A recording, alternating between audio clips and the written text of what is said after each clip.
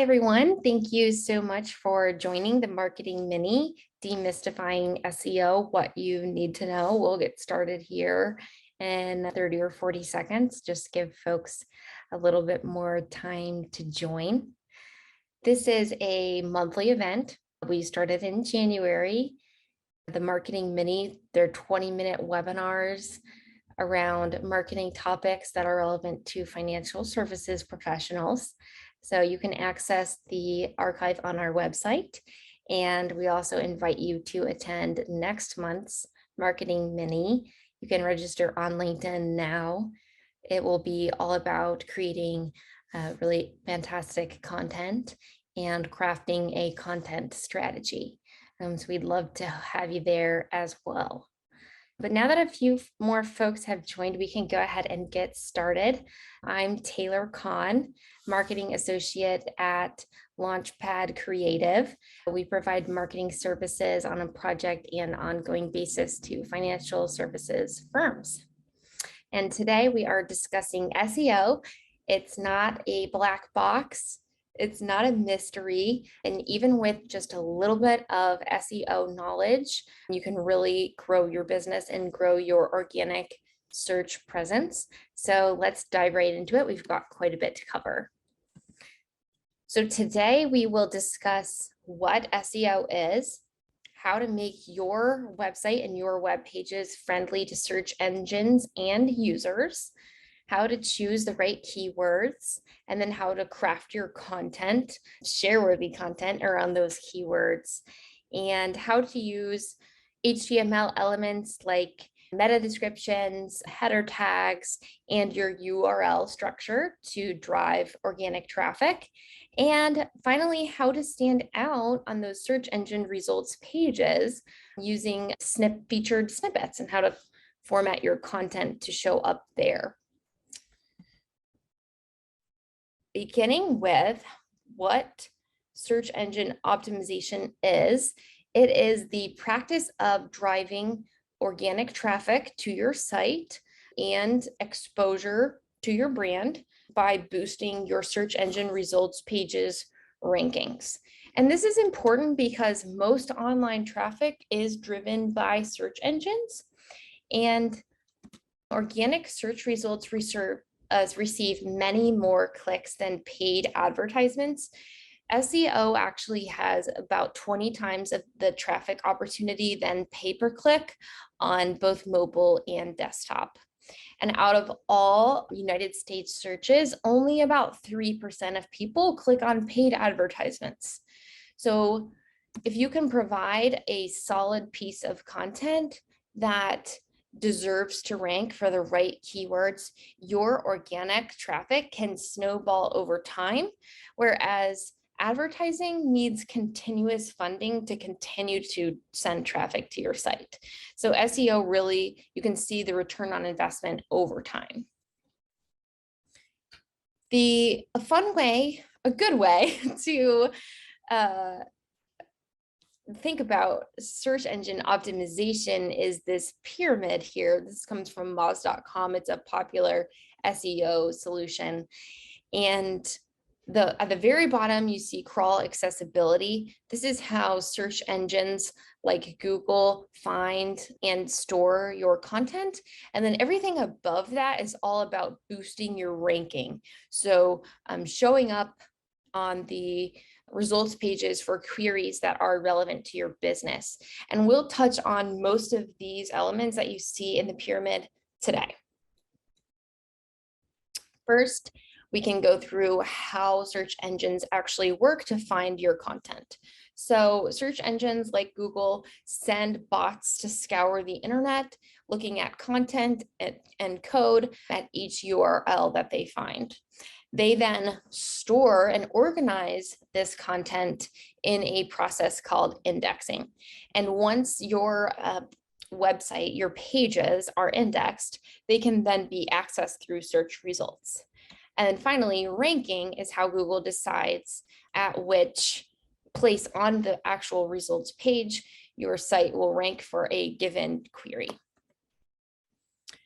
One of the main things you can do to help boost your SEO is to help Google decide which of your content is important and which isn't. So help Google find the pages that should be indexed by creating a flow. So as you can see in the image here, that all of your pages are linked to one another. If you have pages that are not linked to your main page or one of your sub pages, they are practically invisible to the Google bot. What you can also do is add text to the HTML markup for any of your images so that those are indexed as well. Oftentimes, web pages will have a hero image that has text embedded in the graphic. And although search engines are getting better at recognizing text in images, it always helps to have that in the HTML markup as well. Like I said, create a path of links to guide crawlers through your site. And you can also submit a sitemap file to the Google Search Console, and it's public. The recommendations and guidelines for submitting that sitemap.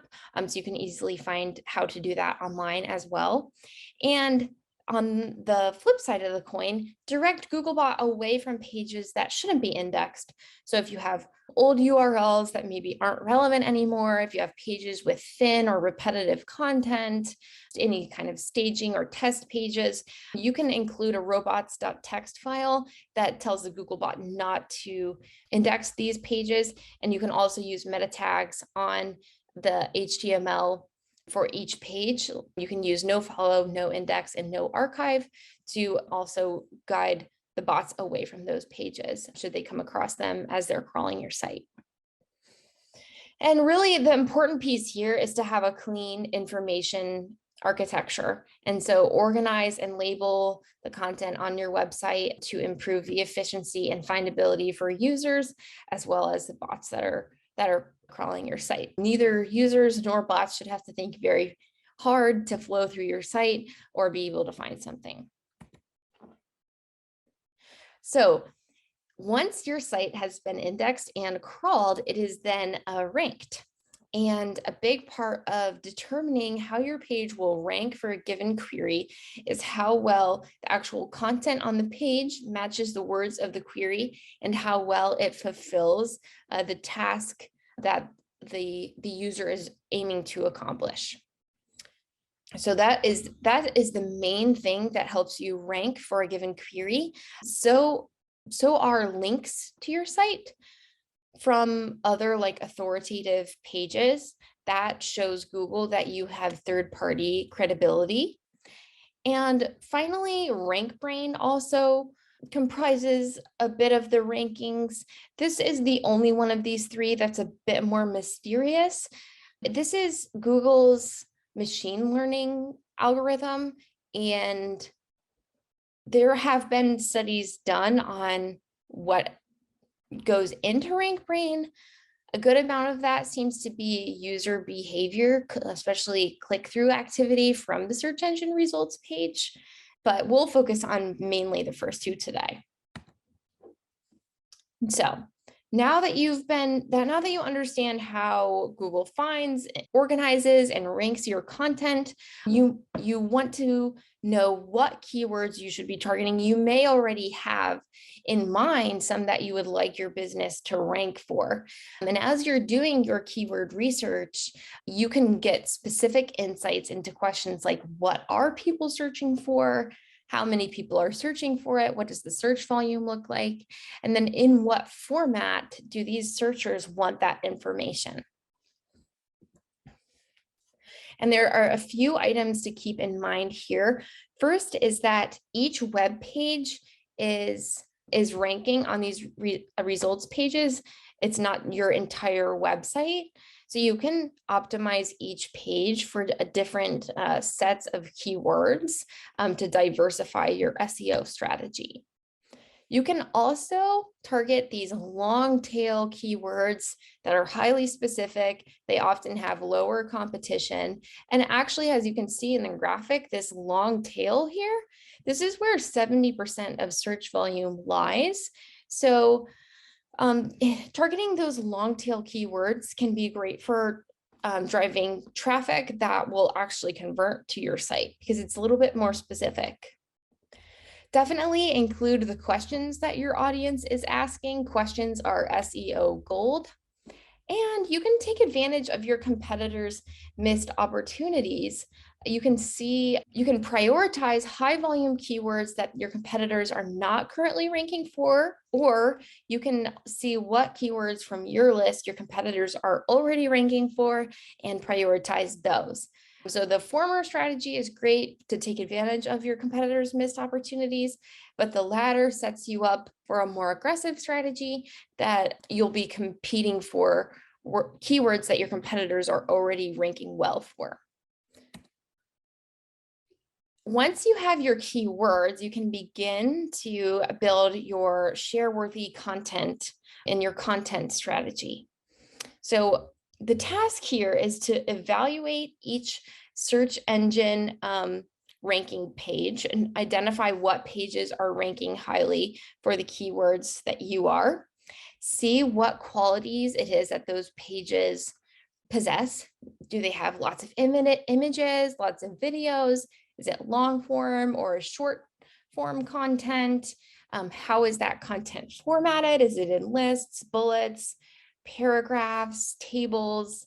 And then you can ask yourself, what unique value can I offer to make my page better than the pages that are currently ranking for my keyword? Some tactics and common missteps to avoid. Thin content. This is the example in the graphic here, where each page is created to rank for every iteration of your keywords. Instead, you should group similar keywords and keyword phrases and include all of that content on one page. So you have one really strong page rather than multiple pages with thin content.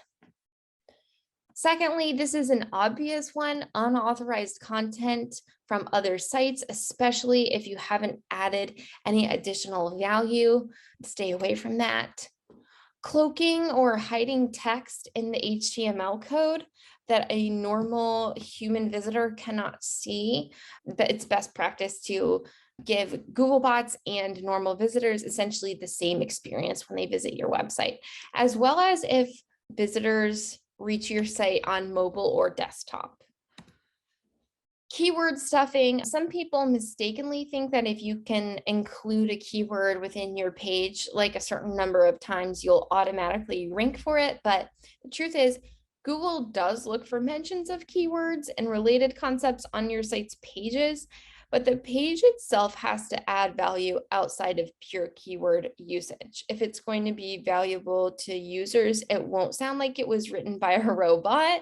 So incorporate your keywords and phrases in a way that sounds natural and understandable to your readers. Now that we have an idea of keywords and the content that we need to create to support these keywords, we can get into the on-page SEO, or manipulating HTML elements to support our SEO goals. The most obvious of these, you've probably seen this before, is header tags. So you can use header tags to designate how the headings on your page relate to each other. In this example, the main topic of the page is introduced in the H1 heading, and then each additional heading is used to introduce a new subtopic. So in this example, the H2 is more specific than H1, and the H3 is more specific than H2. This is just an example of a header tag structure that you can use.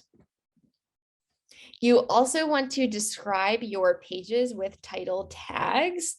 Each page on your website should have a unique and descriptive title tag.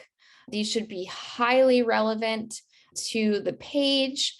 They should include keywords, and their length should be about 50 to 60 characters. Any longer than that, it'll be truncated and then followed by an ellipsis. You can also end with mentions of your brand. This can be helpful because it continues to build that brand recognition and brand awareness. And it also can help folks who might be, or searchers who might be familiar with your brand to actually click through the link. Finally, on the technical SEO side, we have meta descriptions. These should describe the contents of the page that they are on. They need to summarize the key concept in some form. Give the searcher enough information to know that they have found the right page to answer their question, but don't give away so much information that it eliminates the need to click through to the web page. And these should be around 155 characters. Most meta descriptions fall between 150 and 300 characters. I don't want to be too much longer than that.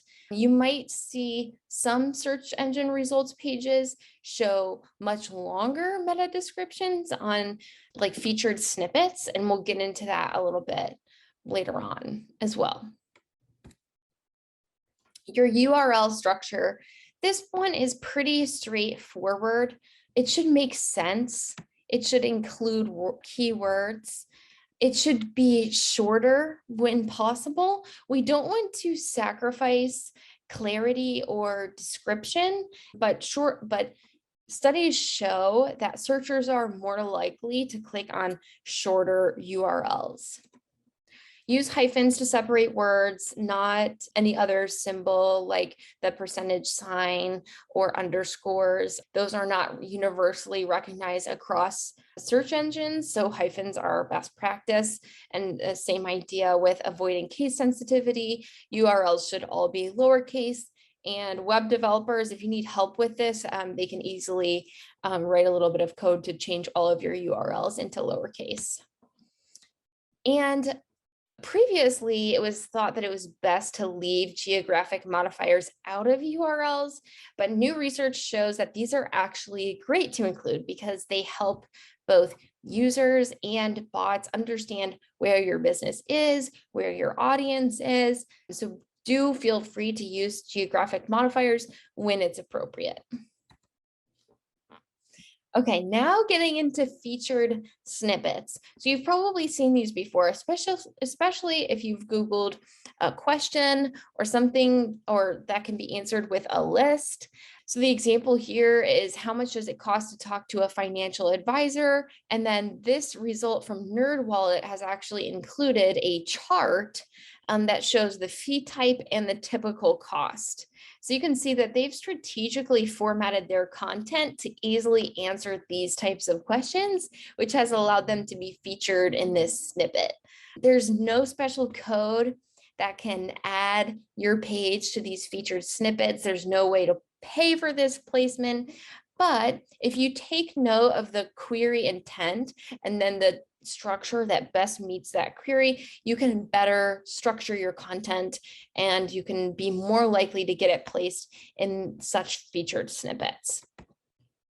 So here are some tips to increase your likelihood of showing up in featured snippets and just to increase the readability of your site. Of course, you want to keep your text and text color readable, and you can take a look at Google's recommended guidelines there if you're not sure that your site meets those.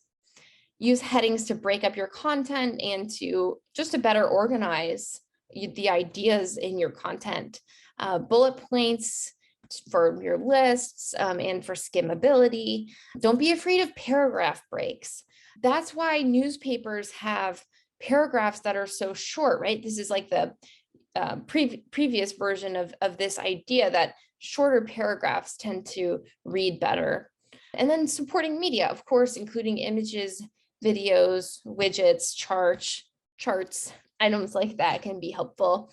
And using bold and italics if needed, but sparingly. And so that does it for our crash course on SEO. I hope that you all found this helpful. And if you have any questions, please don't hesitate to reach out. As a recap, we did define what search engine optimization is, how to make your site friendly to search engines and users, how to choose your keywords, create share-worthy content, use meta tags and other HTML elements to achieve the click-through rates that your business is looking for, and finally, how to stand out in search engine results pages with featured snippets. Kristen and I are available if you have questions or suggestions for the next marketing minis. And we would welcome the opportunity to learn more about your business and your marketing needs. So please feel free to reach out. Thank you so much for attending and have a great rest of your day.